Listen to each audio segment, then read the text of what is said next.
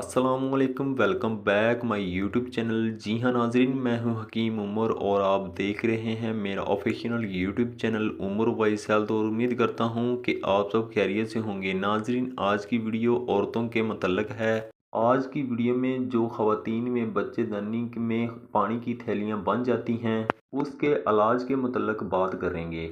नाजरीन, आज की इस वीडियो में हम जानेंगे कि औरत की बच्चेदानी में पानी की थैलियाँ क्यों बनती हैं, इसकी क्या क्या वजूहात हो सकती हैं और इसकी क्या अलामात होती हैं और इसका इलाज क्या है। इसके लिए नाजरीन मैं घर में एक बहुत ही आसान बनाया जाने वाला नुस्खा आपको आज की इस वीडियो में बताऊंगा। इसलिए नाजरीन मैं आपसे गुजारिश करता हूं कि वीडियो को कहीं से भी स्किप मत करिएगा, वीडियो को एंड तक लाजमी देखिएगा। बहुत ही इंफॉर्मेटिव वीडियो है, आपने इसको कहीं से भी मिस नहीं करना। नाजरीन चलिए वीडियो का आगाज़ करते हैं और इन तमाम बातों को जान लेते हैं। तो उससे पहले अगर आप मेरे official YouTube channel Umar voice health पर न्यू हैं तो काइंडली मेरे चैनल को सब्सक्राइब कर लें, साथ में खड़ी बेल को भी प्रेस कर लें ताकि मेरे चैनल पर इस तरह की मज़ीद उम्दा वीडियो अपलोड होने का नोटिफिकेशन आपको सबसे पहले बआसानी मिलता रहे। नाजरीन सबसे पहले तो हम बात कर लेते हैं कि बच्चादानी में पानी की थैली बनने की क्या अलामात होती हैं।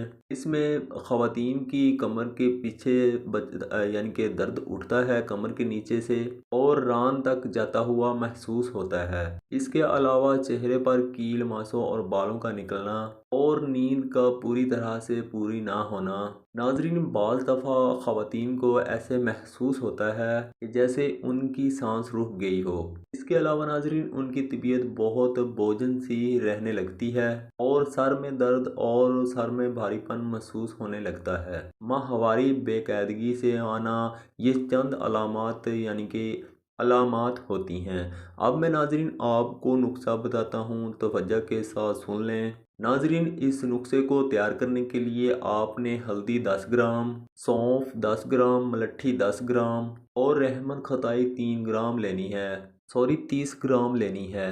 ये तमाम तर चीज़ें आपको किसी भी पंसार की दुकान से बआसानी मिल जाएंगी और ज़्यादा महंगी भी नहीं हैं। तमाम चीज़ों को लेकर आपने इनका ब्रीक पाउडर तैयार करके 1000 मिलीग्राम कैप्सूल लेकर उनके अंदर भर लेना है और एक कैप्सूल आपने रोज़ाना सुबह शाम दोपहर नीम गर्म दूध के साथ इस्तेमाल करना है।